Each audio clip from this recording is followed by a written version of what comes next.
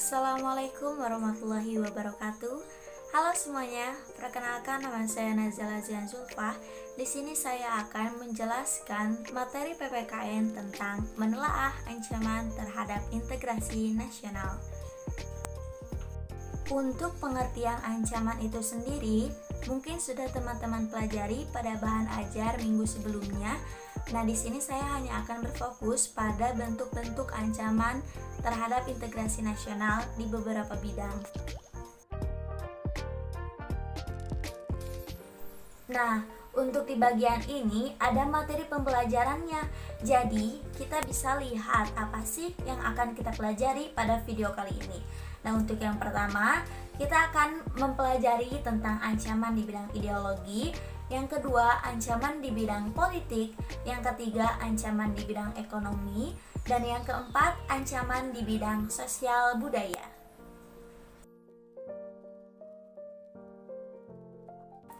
Kita sebagai generasi penerus bangsa haruslah merasa bangga menjadi salah satu masyarakat Indonesia, karena Indonesia berada di posisi yang sangat strategis di lewat garis khatulistiwa sehingga menjadi jalur persimpangan dunia. Indonesia juga berada di antara dua benua dan dua samudera, dan hal ini dapat mendatangkan keuntungan sekaligus juga menjadi ancaman loh bagi negara Indonesia. Keuntungannya adalah Indonesia memiliki sumber daya laut yang sangat melimpah. Indonesia juga memiliki keberagaman budaya, flora, dan fauna. Namun di balik itu semua, pasti ada saja ancaman bagi bangsa Indonesia yang akan kita bahas pada slide berikutnya.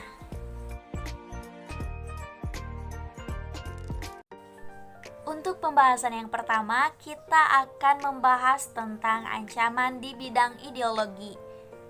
Ideologi itu sendiri dapat diartikan sebagai ajaran, doktrin, atau ilmu yang diyakini kebenarannya yang dapat mengatur tatanan kehidupan bernegara.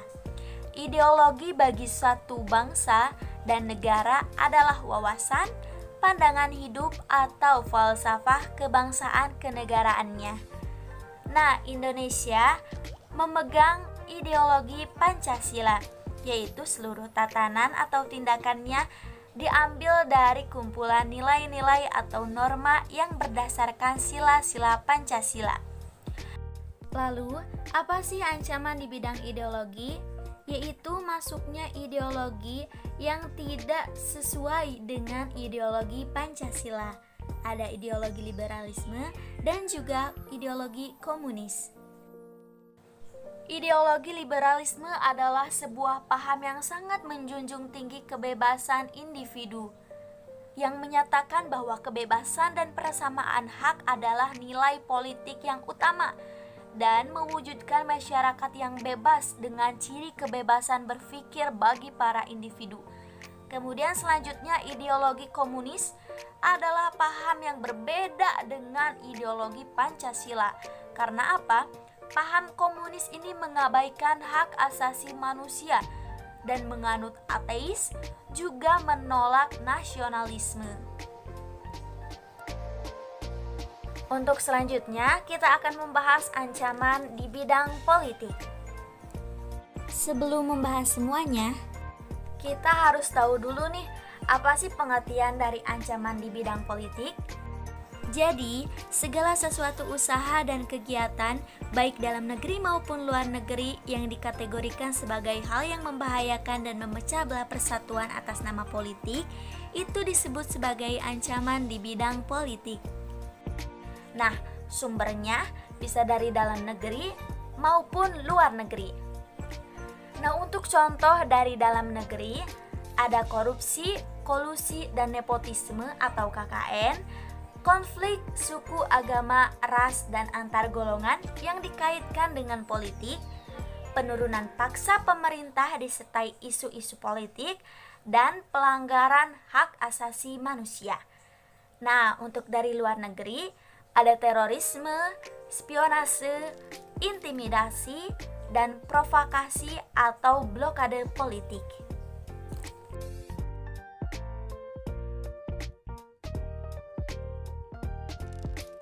Dan selanjutnya, ada ancaman di bidang ekonomi.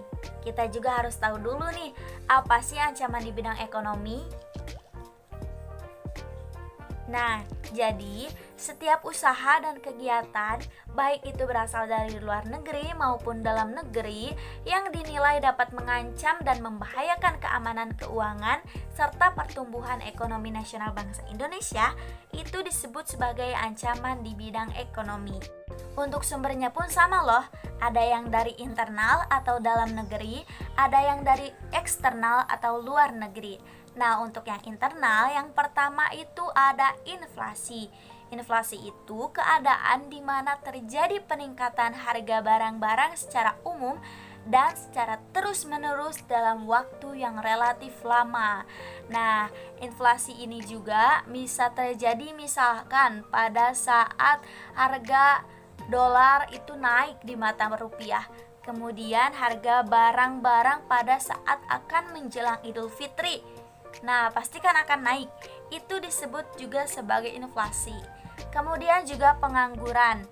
Nah, ini pengangguran itu akan menaikkan angka kemiskinan di suatu negara. Kemudian yang ketiga, infrastruktur yang tidak memadai. Seperti jembatan yang sudah roboh, jalan-jalan yang sudah berlubang, itu termasuk infrastruktur yang tidak memadai. Kemudian yang terakhir adalah sistem ekonomi yang tidak jelas. Nah, kita lanjut nih untuk masalah yang dari eksternalnya. Yang pertama, ada daya saing suatu negara di pasar dunia itu sangat rendah, mungkin karena kualitas dan lain sebagainya. Kemudian yang kedua adalah ketidaksiapan suatu negara dalam menghadapi era globalisasi. Dan yang ketiga adalah ketergantungan terhadap pihak asing. Misalkan suatu negara banyak mengadakan impor barang dari luar negeri.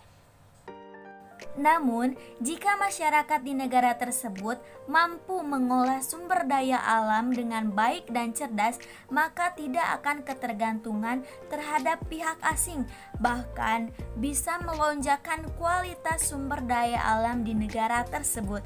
Maka pintarlah dalam mengolah sumber daya alam. Nah, untuk pembahasan yang terakhir ini, ada ancaman di bidang sosial budaya. Dalam ranah sosial budaya, pengaruhnya pada sikap dan gaya hidup. Masyarakat Indonesia sekarang itu sudah banyak sekali yang meniru gaya hidup kebarat-baratan, yang dari beberapa hal tersebut itu bertentangan dengan nilai-nilai budaya yang dianut selama ini. Sumbernya pun sama, masih dari dalam negeri dan juga luar negeri nih. Nah, untuk dari dalam negeri itu sendiri, yang pertama ada kebodohan, yang kedua ada keterbelakangan, dan yang ketiga ada ketidakadilan, dan yang keempat ada kemiskinan. Kemudian dari luar negeri, lunturnya semangat gotong royong, kepedulian, solidaritas, kesetiakawanan sosial. Kemudian yang kedua, adanya sifat atau gaya hidup westernisasi, yaitu gaya hidup meniru budaya kebarat-baratan tanpa menyeleksi terlebih dahulu. Kemudian yang ketiga ada hedonisme. Hedonisme adalah sifat yang menyatakan bahwa kenikmatan pribadi dianggap sebagai suatu nilai hidup yang tertinggi. Kemudian selanjutnya ada sifat konsumtif.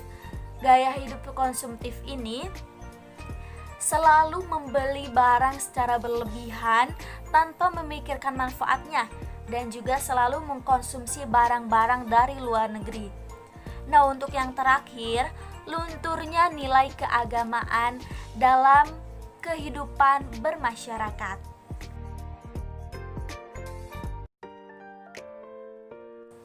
Mungkin cukup sampai di sini pembahasan kali ini. Mohon maaf masih banyak kesalahan. Terima kasih untuk semua orang yang telah menonton dan menyimak video ini. Semoga bermanfaat. Saya Nazala, pamit undur diri. Wassalamualaikum warahmatullahi wabarakatuh.